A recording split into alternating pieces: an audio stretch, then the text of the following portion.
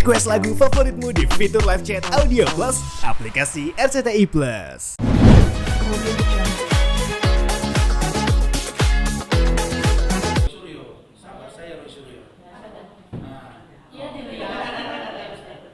Hotman ini saya perhatikan, kalau 1 minggu dia tidak posting saya, mungkin dia tambah sakit. Saya nggak pernah mikirin dia. Ya, Hotman, kasus kau dengan saya masih berlanjut di pengadilan.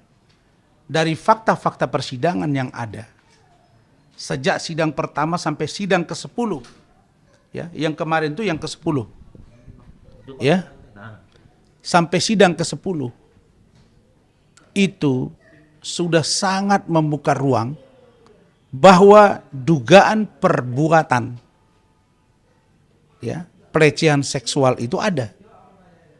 Hampir dapat dibuktikan berdasarkan satu pemeriksaan Hotman sendiri. Di situ dia kewalahan menjawab pertanyaan saya.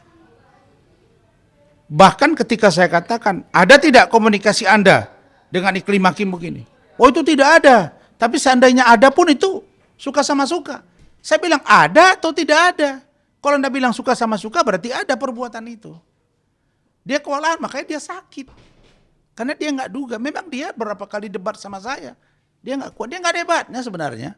Cuma menang nama doang. Dan dia mungkin duluan hijrah ke Jakarta ini. Itu saja. Di mata saya dia nggak ada apa-apanya. Kemudian keterangan 2 saksi fakta dari kantor dia, Hana Pertiwi dengan Mikianto Halim, dua-duanya pun tidak jelas memberitahu di mana mereka pertama kali melihat postingan saya. Satu dibilang di Pacific Place, satu lagi bilang dalam mobil, satu lagi bilang di kantor. Itu saja mereka sudah kewalahan. Ditambah lagi keterangan wartawan. Keterangan itu juga menjelaskan bahwa pada waktu preskon itu ada Iklim Hakim di samping saya memang sebagai klien dan dia menjawab pertanyaan wartawan bahwa dia ada dugaan pelecehan seksual. Jadi di situ tidak ada yang merugikan saya keterangan wartawan itu, tetapi saya kecewa kok wartawan mau dijadikan saksi padahal dia berhak untuk menolak. Itu maksud saya. Nah, tapi karena keterangannya itu baik dan menurut saya menguntungkan saya, ya kita tidak protes terlalu dalam. Yang paling penting dari keterangan saksi Hotman, terutama Hana Pertiwi, itu mengatakan bahwa Hotman tidak mengalami kerugian apapun. Yang dia katakan itu mengalami kerugian adalah kantornya.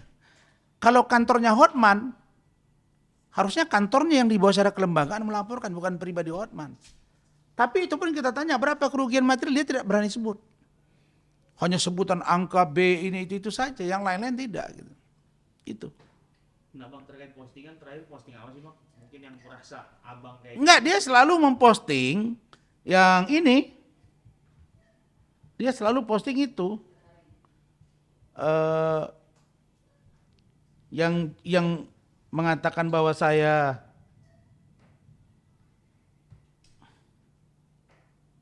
nah ini diposting lagi nih. Nih. Informasi lain, Saudara, Rasman Arif Nasution tersandung kasus hukum. Rasman yang terlibat kasus penganiayaan 5 tahun lalu ditangkap di Rutan Cipinang. Eksekusi ataupun penangkapan Rasman dilakukan pihak Kejaksaan Agung pada Rabu kemarin di tengah padatnya arus lalu lintas kawasan Juanda, Jakarta. Ini aja. Tapi ada yang dihapus. Nih. Ke informasi lain, Saudara, Mantan pengacara. Maksudnya tahu nggak apa itu? Mantan pengacara BG. Mantan pengacara Bapak Budi Gunawan yang sekarang Menko Polkam dihilangin karena apa? Itulah dia tidak mengakui kemampuan orang. Baru kemudian ini yang terbaru nih. Baru ini lagi dia posting ini. Mahkamah Agung. Nih. Agar Kapolri segera perintahkan naik sidik sebagai ini terlapor di Mabes Polri. Emang kau siapa? Makanya kau senggol-senggol saya, ya saya senggol kau. Emang kau siapa? Ngatur-ngatur Kapolri. Bawa-bawa nama presiden, bawa-bawa nama Pak Asim. Orang juga udah jijik nengok kawan ini. Jual-jual nama. Emang kau siapa? Orang kasus yang kau tangani Budi Said aja 16 tahun. Teddy Minahasa aja seumur hidup. Mana? Ini posting lagi, ini tuh. Baru ini sesak-sesak napas.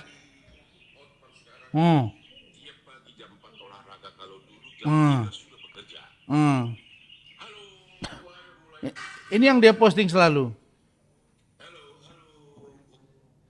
Nih.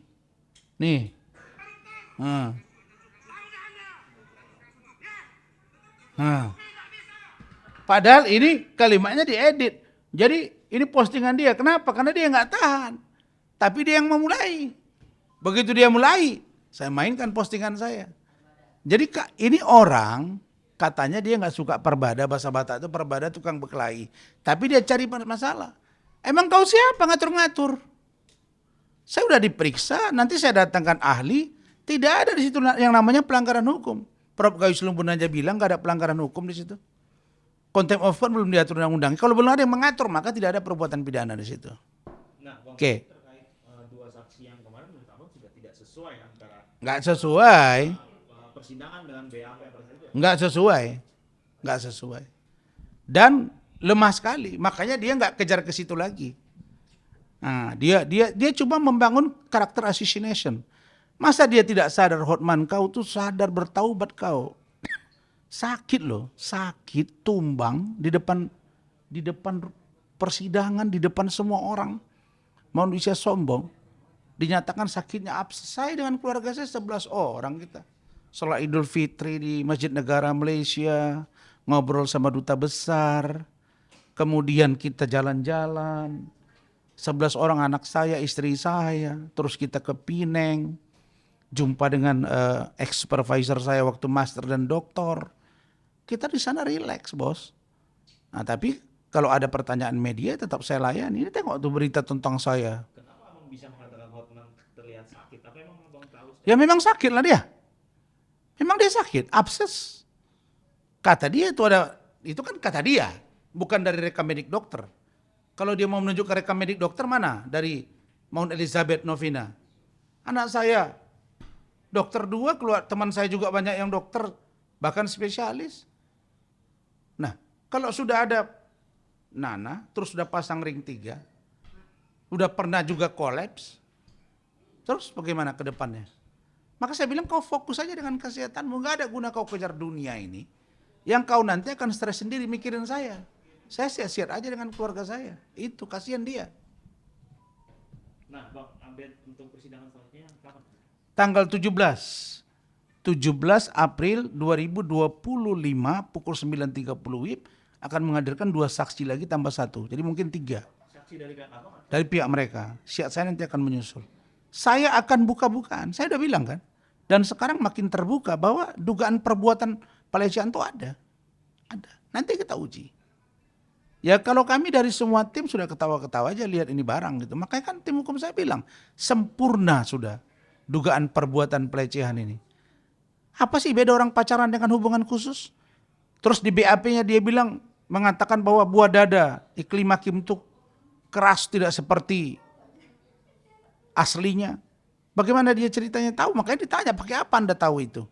Kan ditanya sama tim hukum saya. Emang goblok apa pengacara jaksa dengan hakim juga? Enggak lah. Mereka cerdas. Makanya sesungguhnya mereka udah tahu bahwa ini perbuatan ada. Ya udah ini yang kita ini. Dia mau jerit juga tiap hari posting saya, enggak tahan dia kan. Makanya saya posting. Justru klien-klien dia sekarang yang harus mikir. Nih orang udah sakit-sakitan. Udah olahraga tiap pagi. Jalan juga udah sesak napas saya lihat. Ya, tangan sebelah kiri gerak-gerak sesekali begini saya lihat. Benar nggak? Nah, gini. Terus kalau jalan kayaknya agak ke kiri agak miring. Ya jangan-jangan ini tanda-tanda ada penyakit yang serius di badannya. Jangan-jangan. Ya sudah. Kalau saya dia, ya udah kita tempur secara hukum.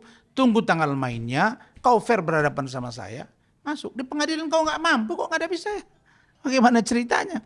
Tumbang sakit dilarikan ke Singapura. Begitu. Bang, satu lagi Bang, terkait dengan tadi Abang membahas soal kasus LM dan juga